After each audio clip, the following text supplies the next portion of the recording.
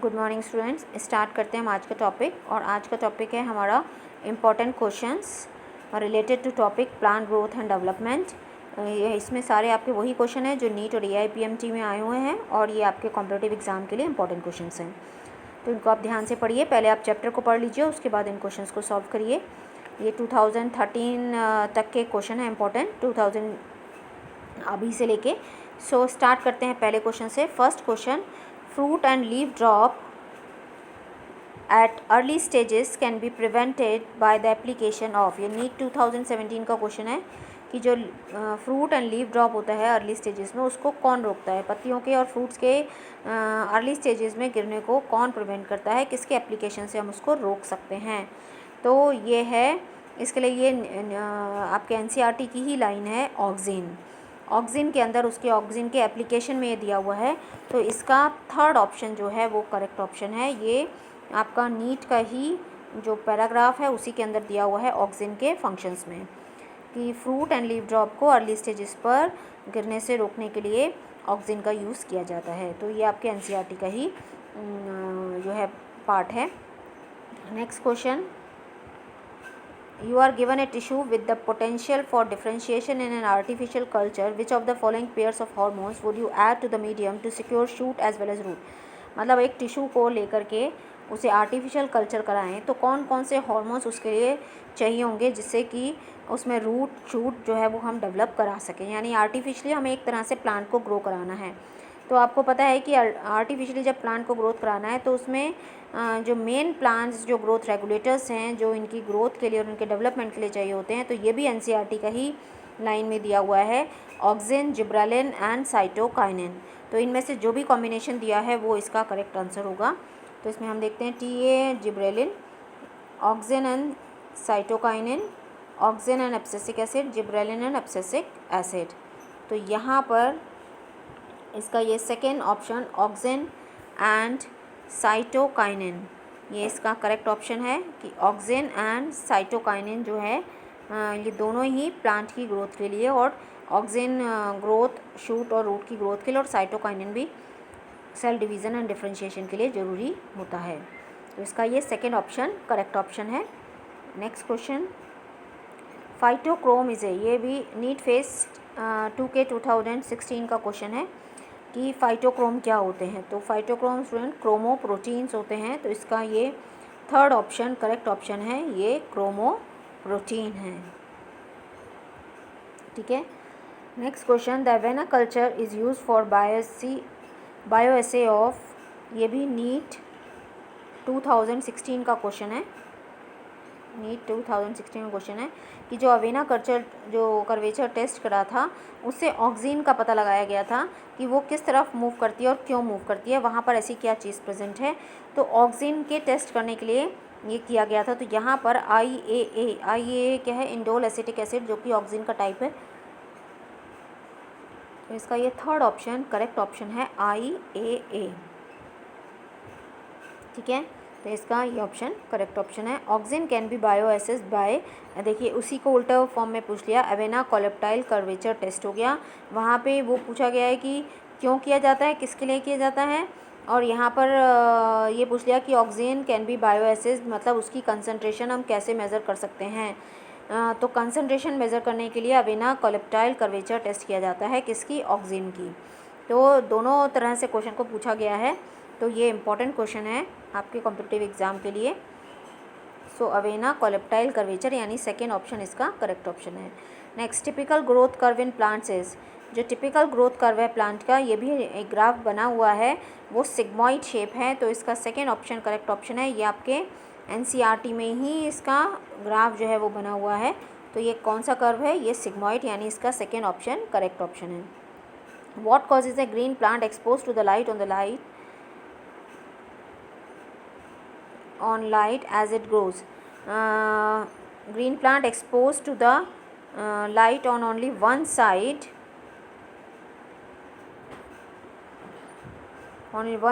to bend towards the source of light as it grows।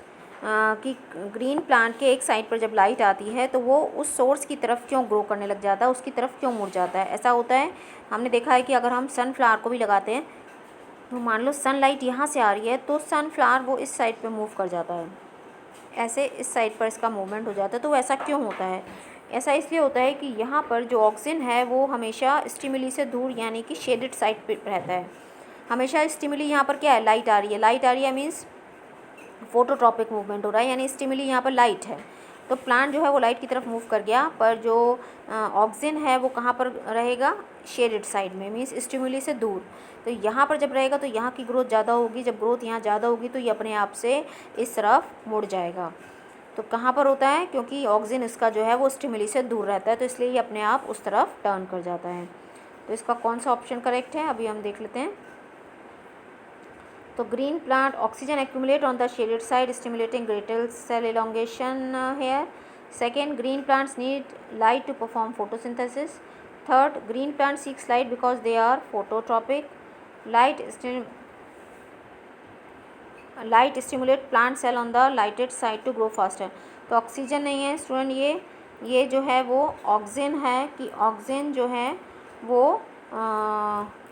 oxygen accumulates on the shaded side stimulating greater cell elongation here, कि oxygen जो है वो shaded side पर होता है जिसकी वजह से वो एक साइड पर टर्न करने लग जाता है। ठीक है, ये प्रिंटिंग मिस्टेक थी, यहाँ पर आएगा ऑक्सीजन। तो इसका ये फर्स्ट ऑप्शन करेक्ट ऑप्शन है, oxygen accumulates on the shaded side, जो मैं अभी आपको बता रही थी, जिसकी वजह से उस साइड पे टर्न हो जाता है।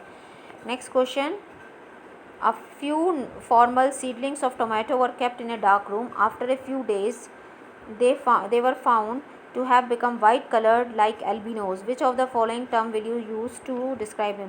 ऐसा होता है कि टोमेटो की सीडलिंग को अगर हम अंधेरे में रख दें, तो डार्क रूम में रख दें तो कुछ टाइम के लिए, तो वो वाइट कलर की हो जाती है, जिसको एल्बिनोज बोलते हैं। और उसमें क्या होता है कि इसकी पत्तियाँ बहुत छोटी छोटी हो जाती हैं और स्टेम्स की ग्रोथ बहुत जल्दी होने लगती है, बड़ी होने लग जाती हैं। इसको बोलते हैं इटियोलेटेड बोलते हैं, और वापस से इसको हम बाहर लाएंगे तो डी इटियोलेटेड बोलते हैं। तो ये टर्म कहलाती है इटियोलेटेड, जहाँ पर कि उसको डार्क रूम में रख के उसकी ग्रोथ कराई जाती है। इसका थर्ड ऑप्शन करेक्ट ऑप्शन है। ठीक है स्टूडेंट, तो उसमें क्या होता है, इसकी लीफ छोटी जाती है, स्टेम बहुत जल्दी जल्दी ग्रो करने लग जाती है। Next question, which one of the following growth regulator is known as stress hormone? तो स्ट्रेस हार्मोन में नाम आता है एब्सिसिक एसिड का। तो आपको ध्यान रखना है कि स्ट्रेस हार्मोन कौन सा है, एब्सिसिक एसिड, या इसको हम ABA भी बोलते हैं। तो अगर ABA लिख कर आएगा तो तब भी आप इसको मार्क करेंगे, या एब्सिसिक एसिड लिख कर आएगा। Next question, Dr. F. Wendt noted that if a colleptile were removed and placed on agar for 1 hour, the agar would produce a bending when placed on one side of freshly cut colleptile stem. What significance is the experiment? क्या significant था इस experiment का जो went ने किया था, कि उन्होंने कॉलेप्टाइल टिप को कट करके उसको अगर में रख दिया था 1 घंटे के लिए, और अगर में क्या हुआ, उसकी बेंडिंग हो गई एक साइड पर। तो क्या सिग्निफिकेंस शो करता है ये, कि इसमें क्या होता है कि इसमें ऑक्सीजन का पता चलता है, क्योंकि मूवमेंट किसकी वजह से हो रही है, ऑक्सीजन की वजह से। तो it made possible isolation and exact identification of oxygen. Oxygen के लिए ही उन्होंने ये टेस्ट किया था। इसमें ऑक्सीजन के बारे में पूरा पता चला है, तभी उन्होंने ऑक्सीजन को डिटेक्ट किया था। तो यहाँ पर फर्स्ट इसका ऑप्शन जो है वो करेक्ट ऑप्शन है, isolation and exact identification of oxygen. तो देखिए अवेना कर्वेचर टेस्ट पर 3-4 क्वेश्चन आ चुके हैं, और ये सारे इंपॉर्टेंट क्वेश्चन हैं। During seed germination is stored food is mobilized by. Seed germination के टाइम पर, ये 2013 का क्वेश्चन है नीट का, जो मोबिलाइजेशन होता है फूड प्रोडक्ट का वो किसके थ्रू होता है। तो ये भी आपका NCERT का ही लाइन है जिस पे क्वेश्चन बनाया गया है। तो इसमें जिब्रेलिन हार्मोन है जो कि फूड के मोबाइल करने में जो है वो हेल्प करता है। तो इस तरह से ये आपको ध्यान रखना है कि सीड जर्मिनेशन के टाइम पे स्टोर फूड को मोबाइल कराना, मूव कराना कौन करता है, जिब्रेलिन। तो इसका ये थर्ड ऑप्शन करेक्ट ऑप्शन है। तो ये आपको ध्यान रखना है कि अवेना कर्वेचर टेस्ट किसके लिए किया गया, ऑक्सीजन की कंसंट्रेशन को मेंटेन करने के लिए। और क्यों होता है, ऑक्सीजन कौन सी साइड पर रहता है, शेडेड साइड पर रहता है, जिसकी वजह से वहाँ ग्रोथ ज़्यादा होती है, वो एक तरफ मूव कर जाते हैं। और ऑक्सीजन या IA का नाम भी आपको ध्यान रखना है, कि IA क्या है और कहाँ कहाँ ऑक्सीजन का जिब्रेलिन का यूज़ होता है, स्ट्रेस हार्मोन कौन सा है, तो इस पे भी क्वेश्चन आ सकते हैं अलग से। तो ये आपके हैं important question plan growth and development से, तो इनको आप अच्छे से कर लीजिए, ठीक है। So thank you, thanks for watching, please like, subscribe and share.